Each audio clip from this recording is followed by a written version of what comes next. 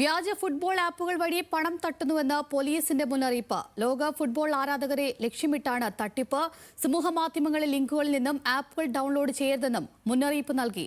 വിവരങ്ങളുമായി സനീറ്റയാണ് ചെയ്യുന്നത്. സനീറ്റ, ലോകമെമ്പാടുമുള്ള ആളുകൾ ഈ ഫുട്ബോൾ ആവേശത്തിൽ നിൽക്കുകയാണ്. ആ സമയത്താണ് ഇപ്പോൾ അതിന്റെ പേരിൽ കൂടി തട്ടിപ്പ് വരുന്നത്. ഇപ്പോൾ ആരൊക്കെയാണ് പരാതി നൽകിയിരിക്കുന്നത്?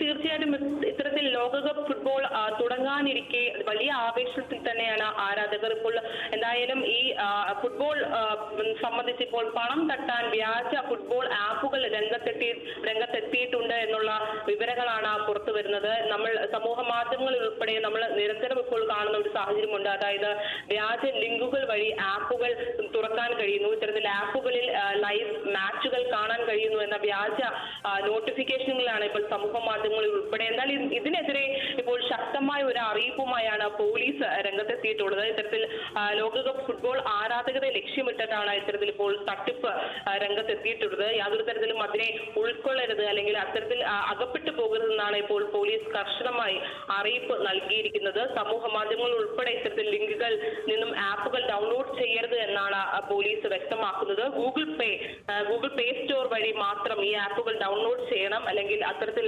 ബന്ധപ്പെട്ട അല്ലെങ്കിൽ ഇത്തരത്തിൽ വ്യാജ ആപ്പുകളെ അവഗണിച്ച് കർശനമായ ഒരു സമീപനം ജനങ്ങൾ പാലിക്കണമെന്ന് തന്നെയാണ് ഇപ്പോൾ പോലീസ് വ്യക്തമാക്കുന്നത്. അഞ്ജലി, ഈ ഫുട്ബോൾ പ്രേമികളൊക്കെ ഒന്ന് ജാഗ്രതയോടെ ഇരിക്കുക എന്നത് മാത്രമാണ് ഇപ്പോൾ പറയാനുള്ളത്. സനീറ്റയാണ് അതിന്റെ വിവരങ്ങൾ നൽകിയത്.